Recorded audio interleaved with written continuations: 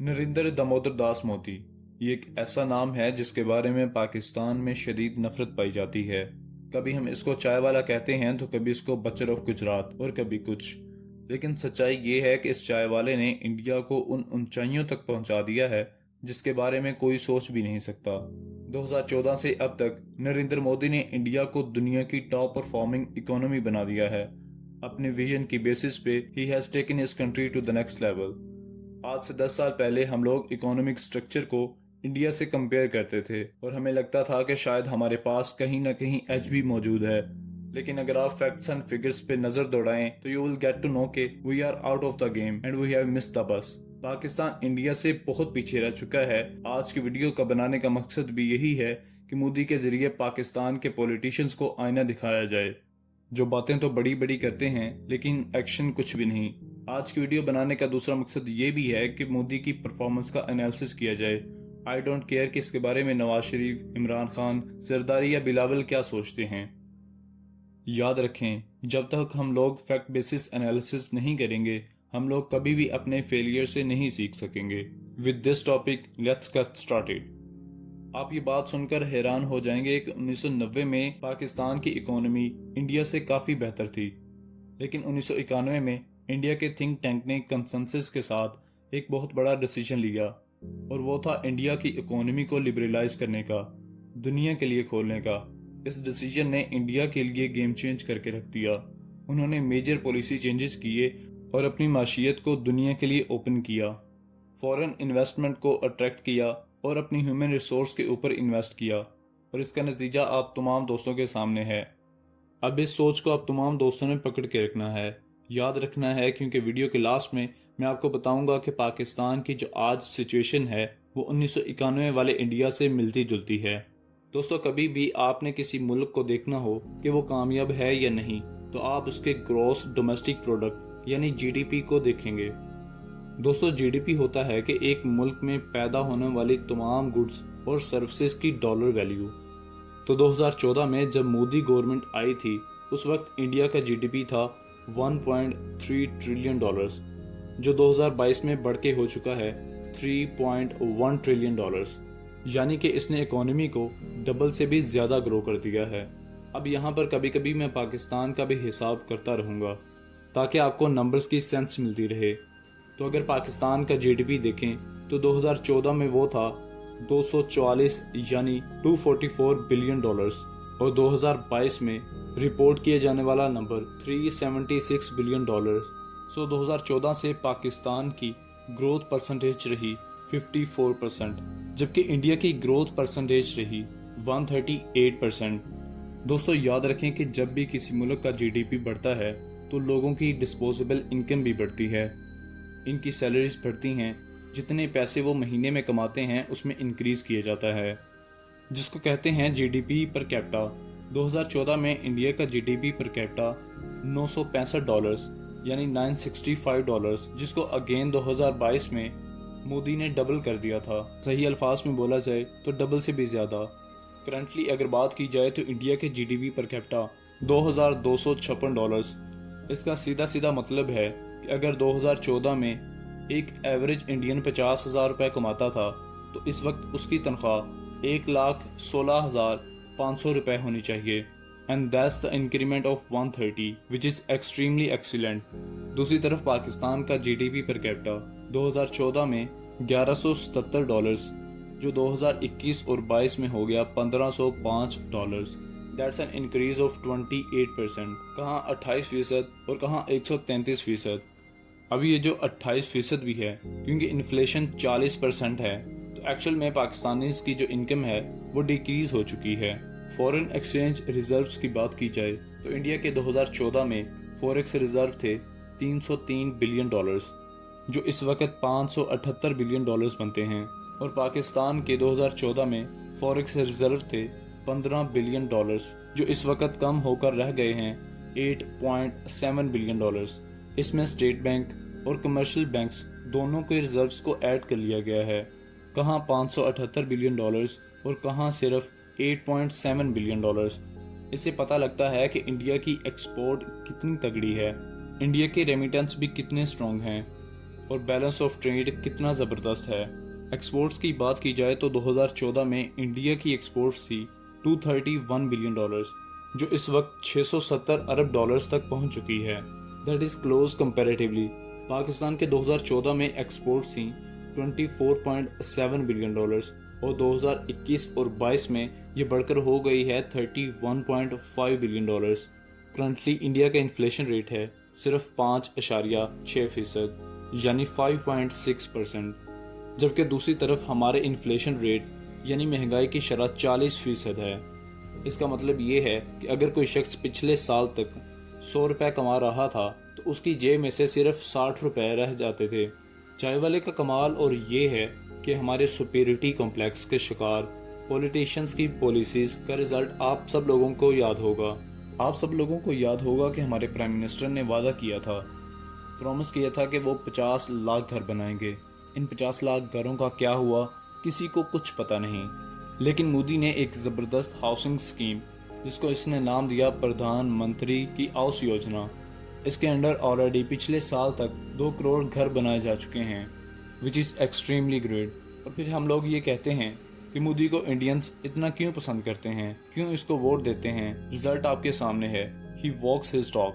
चलिए जी आगे बढ़ते हैं। मेरे ख्याल में मोदी की सबसे बड़ी कंट्रीब्यूशन वो इंडिया की यूथ के लिए है। उसने इंडिया की यूथ का पर्सपेक्टिव और इनका पॉइंट ऑफ व्यू बदल के रख दिया है। जॉब सीकर्स की बजाय इन्हें जॉब क्रिएटर्स बना दिया है। पावर में आते ही मेक इन इंडिया का क्या कमाल कॉन्सेप्ट उन्होंने दिया।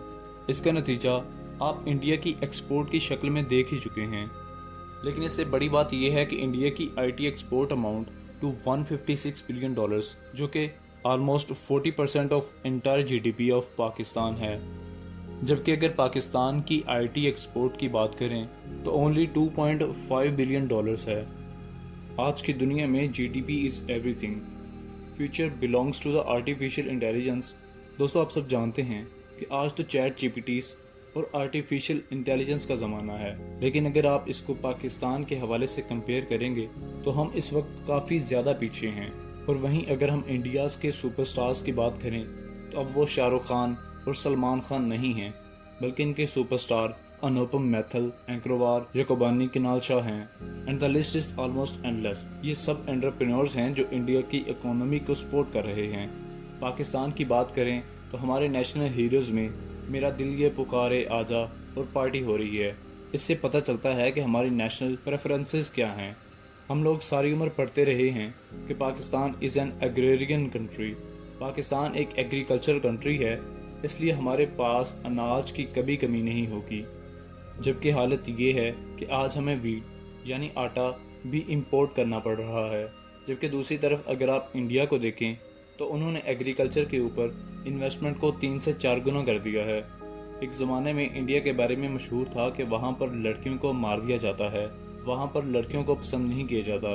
लेकिन मोदी के दौर में पहली दफ़ा इंडिया की तारीख में जो सेक्स रेशो है मेल और फीमेल्स की, वो औसतन तौर पर 1 बराबर है। हर 1000 मर्दों पर एक वक्त 1020 औरतें हैं। मोदी ने अपने दौर में एक ज़बरदस्त इनिशिएटिव शुरू किया, जिसको उसने कहा बेटी बचाओ बेटी पढ़ाओ। इस इनिशिएटिव के अंदर औरतों की पढ़ाई पर स्पेशल जोर दिया गया। औरतों की खुराक और इनकी न्यूट्रिशन का ख़ास ख्याल रखा गया। इनके लिए अलग टॉयलेट्स का इंतज़ाम किया गया। इनकी सैनिटरी हेल्थ को सब्सिडाइज किया गया। नरेंद्र मोदी ने सबसे ज़्यादा जो फेवर किया वो इंडियंस की एजुकेशन में किया, because education is the most important key to get success in the modern world. 40 साल के बाद नेशनल एजुकेशन पॉलिसीज़ फाइनलाइज की 7 IITs यानी इंडियन इंस्टीट्यूट ऑफ टेक्नोलॉजी और 7 नए IIMs यानी कि Indian institute of management establish किए। ये दोनों इंस्टीट्यूशंस दोस्तों दुनिया के ग्लोबल रिकॉग्नाइज्ड हैं। सीधे और साफ लफ्ज़ों में कहूँ तो they are one of the best universities in the world. और इस स्टार्टअप के साथ उन्होंने 23 लाख जॉब्स क्रिएट की, 1 करोड़ 30 लाख वोकेशनल ट्रेनिंग, 320 नई यूनिवर्सिटीज़ को इस्टेब्लिश किया। स्पोर्ट्स की बात करें तो इंडिया की तारीख में सबसे बड़े ओलंपिक्स थे क्यू 2020, जिसमें इंडिया ने 7 मेडल्स विन किए। इकोनॉमी दोस्तों चलती है जब इंटरेस्ट रेट कम होता है तो लोग बैंकों के पास जाते हैं पैसे लेने के लिए, जिससे इकोनॉमी ग्रो करती है। जब मोदी 2014 में पावर में आए तो उस वक्त इंटरेस्ट रेट था 10.30%, जो आज की तारीख में 0.65% हो गया है। इसका मतलब ये है कि अगर आपने 20 साल के लिए 30 लाख का लोन लिया था तो 86.65%, तो आपकी मुंतकली किस्त होगी 22,633 रुपये। यही लोन अगर आपने 2014 में लेते तो आपकी किस्त बनती थी 29,549। इसका मतलब ये है कि आज की तारीख ने आपने सेव की है 89,992 रुपीज़ पर ईयर। आज की तारीख में पाकिस्तान का इंटरेस्ट रेट है 21%। कौन लोन लेगा और फैक्ट्री लगाएगा और कौन इन्वेस्ट करेगा और इकोनॉमी कैसे ग्रो करेगी। अब बात करते हैं डिफेंस की, जो हम पाकिस्तानियों का सब्जेक्ट है। अगर आप डिफेंस एक्सपोर्ट की बात करें तो इसमें इंडिया ने कमाल कर दिया है। 2014 में इंडिया के डिफेंस एक्सपोर्ट थी 1941 करोड़, जो 2021 में बढ़कर हो गया है 607 crore. And that's a strategy which is about 500% growth, जिसको अगर आप कन्वर्ट करेंगे तो ये बनते हैं तकरीबन 100 अरब रुपए।